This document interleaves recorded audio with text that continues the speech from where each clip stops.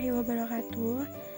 Perkenalkan kami dari kelompok yang beranggotakan saya sendiri yaitu Prastina NIM 067 dan Mirza Helgayanti NIM 074 akan mereview jurnal yang berjudul yaitu Jurnal 1 Analysis of the Application of Sharia Accounting at BMT or Baitul Mal wal Tamwil Alif Yogyakarta, dan penulisnya yaitu Asri Nurrahmi.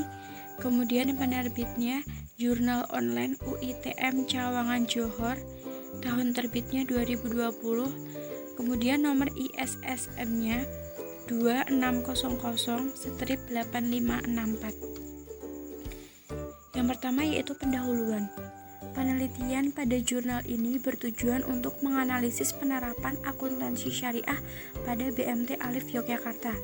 Dari pelaporan keuangan yang disajikan, dapat diketahui bahwa sistem pelaporan keuangan yang digunakan dan diterapkan oleh BMT Alif Yogyakarta ini apakah sudah sesuai dengan penerapan akuntansi syariah di Indonesia dan juga berpedoman pada PSAK nomor 101 yang dikeluarkan oleh Ikatan Ahli Akuntan Indonesia atau belum.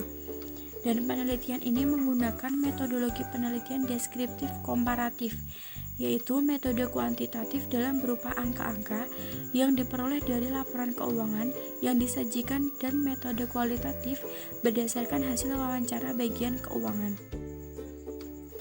Kemudian kajian teori ada pengertian akuntansi. Akuntansi berasal dari kata to account yang artinya menghitung, dan secara teknis akuntansi diartikan sebagai proses pencatatan, pengklasifikasian, pengikhtisaran yang diukur dalam satuan uang dan pelaporan hasilnya. Pengertian akuntansi syariah jika dilihat secara etimologis disebut muhasabah, yang berasal dari kata hasabah yang artinya memperhitungkan, mencatat, atau menghitung dengan cermat atau teliti. Maka akuntansi menurut istilah adalah bidang baru dalam studi akuntansi yang dikembangkan berdasarkan nilai etika dan juga syariah Islam. Kemudian Baitul Mal wal Tamwil atau BMT Alif ini, BMT secara etimologi berasal dari kata Baitul Mal yang berarti uang, sedangkan Baitul Tamwil berarti pembiayaan perumahan. Kemudian aspek Baitul Mal itu memiliki kesamaan dengan Badan Amil Zakat, yang aspeknya itu didorong untuk dapat berfungsi secara proporsional sebagai lembaga yang menghimpun zakat, infak, sedekah, dan wakaf, yang dapat dijadikan landasan hukum bagi Undang-Undang Nomor 38 Tahun 99 tentang zakat. Bisnis utama BMT itu memberikan pembiayaan dan juga layanan yang tidak menggunakan bunga tetapi menggunakan sistem bagi hasil. BMT itu memiliki dua fungsi, yaitu sebagai media penyalur pemanfaatan aset ibadah seperti zakat, infak, sedekah, dan juga wakaf, serta dapat juga berfungsi sebagai lembaga yang bergerak di bidang investasi produktif sebagai sebuah bank. Kemudian yang kedua itu sebagai penggerak lembaga ekonomi seperti lembaga keuangan. Kemudian akuntansi syariah di BMT.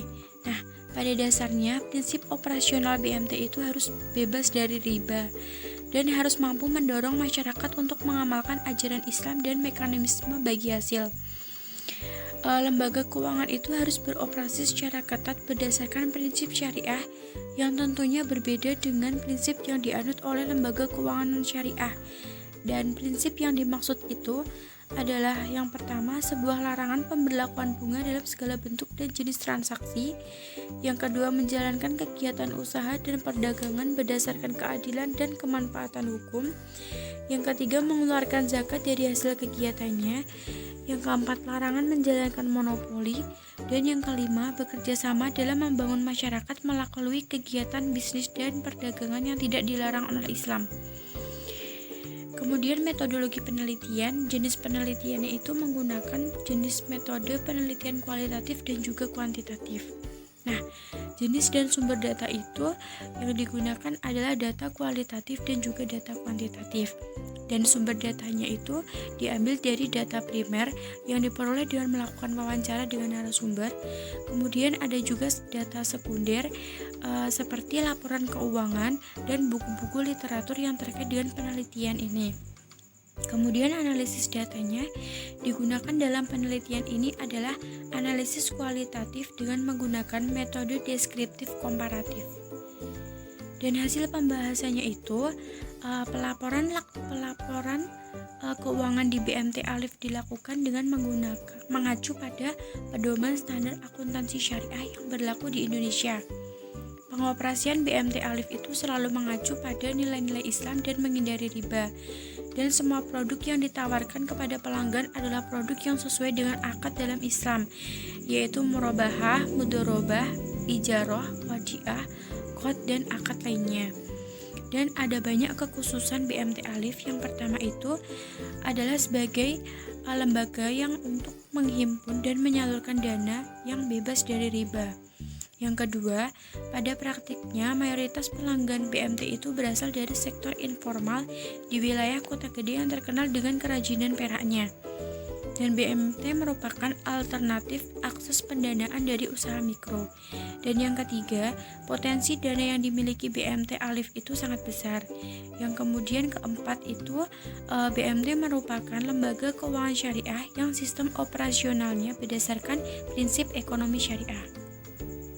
Kesimpulannya, berdasarkan hasil kajian penerapan akuntansi syariah di BMT Alif itu dapat disimpulkan bahwa penerapan akuntansi syariah di BMT Alif dalam penerapan laporan keuangan sudah sesuai dengan PSAK 101 tentang penerapan laporan keuangan syariah. Hal ini dapat dilihat dari laporan keuangan yang disajikan oleh BMT Alif sendiri yang telah membuat laporan pelaksanaan sesuai dengan standar syariah yang berlaku. Dan hal ini juga dapat dilihat dari laporan keuangan yang dibuat seperti neraca, laporan laba rugi, laporan arus kas, laporan laba ditahan atau ekuitas, laporan perubahan investasi terbatas, laporan sumber dan penggunaan dana zakat dan dana sosial, laporan sumber dan penggunaan dana dalam qard, dan catatan atas laporan keuangan. Terima kasih. Kemudian akan dilanjutkan untuk jurnal yang kedua. Selanjutnya, jurnal yang kedua dengan judul The Contribution Income, Investment Result, and Claim Expenses on Sharia Life Insurance Income. Penulis Laila Mardiah Nainggolan dan Andri Soimitra. Penerbit Universitas Airlangga. Tahun terbit 2020. Nomor ISSN 2525/3027. Pendahuluan. Asuransi adalah pertanggungan yang digunakan sebagai salah satu bentuk upaya untuk mengurangi resiko. Perkembangan perusahaan syariah di Indonesia dari tahun 2012 hingga tahun 2019 telah meningkat. Terdapat 62 perusahaan asuransi hingga akhir tahun 2019. Meski industri asuransi syariah sudah berkembang, namun hal tersebut belum mampu bersaing dengan perusahaan asuransi konvensional dalam hal pangsa pasar. Penetrasi asuransi syariah di industri nasional untuk periode 2016 masih rendah, yaitu sebesar 0,098%, sedangkan asuransi konvensional mencapai 99,902%. Ada dua kemungkinan faktor yang dapat menyebabkan masalah. Faktor pertama adalah produk asuransi syariah tidak menarik. Faktor yang kedua adalah karena rendahnya kinerja perusahaan asuransi syariah, sehingga masyarakat masih belum percaya dengan asuransi berbasis syariah. Salah satu indikator utama yang digunakan sebagai dasar kesehatan penilaian adalah laporan keuangan. Tinjauan literatur. Menurut Syahadah, asuransi jiwa merupakan kesepakatan antara pemilik dan perusahaan asuransi yang mengikat selama asuransi membayar. Laba menurut Soimitra adalah pendapatan antara realisasi pendapatan dari transaksi perusahaan dalam periode tertentu, dikurangi biaya-biaya yang dikeluarkan untuk mendapatkan penghasilan tersebut dalam jangka waktu tertentu. Perusahaan asuransi memperoleh keuntungan dari bagi hasil dana peserta yang dikembangkan dalam prinsip mudharabah atau sistem bagi hasil. Kontribusi atau premi adalah sejumlah uang yang dibayarkan oleh pemegang polis kepada perusahaan asuransi sehubungan dengan perjanjian asuransi yang diatur dalam polis asuransi. Tujuan penelitian. Penelitian ini bertujuan untuk menguji pengaruh kontribusi pendapatan hasil investasi dan beban klaim syariah keuntungan asuransi jiwa syariah di Indonesia tahun 2012 hingga tahun 2019. Metode penelitian.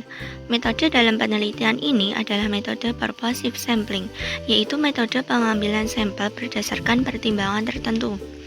Jenis penelitian. Penelitian ini termasuk penelitian kuantitatif. Penelitian kuantitatif adalah penelitian yang menggunakan analisis data numerik. Populasi dalam penelitian ini adalah perusahaan asuransi syariah di Indonesia yang terdaftar di Otoritas Jasa Keuangan. Sampel dalam penelitian ini adalah 13 perusahaan dengan 8 tahun observasi untuk mendapatkan 104 data observasi. Hasil penelitian. Hasilnya, penelitian ini menunjukkan bahwa pendapatan iuran sebagian mempengaruhi laba asuransi jiwa syariah. Hasil investasi juga berpengaruh keuntungan asuransi jiwa syariah. Jika dana diinvestasikan besar, maka hasil investasi juga akan besar, sehingga keuntungan akan tinggi. Biaya klaim sebagian mempengaruhi keuntungan asuransi jiwa syariah. Klaim untuk mengurangi jumlah dana yang akan diinvestasikan oleh perusahaan pada akhirnya mengurangi keuntungan perusahaan. Berdasarkan uji F, semua variabel secara simultan berpengaruh terhadap keuntungan asuransi jiwa syariah. Kesimpulan. Temuan penelitian ini menunjukkan bahwa faktor pendapatan iuran memiliki pengaruh parsial terhadap keuntungan asuransi jiwa syariah. Semakin tinggi kontribusinya, pendapatan yang diperoleh akan mempengaruhi peningkatan laba. Hal ini karena faktor utama keuntungan perusahaan adalah pendapatan kontribusi.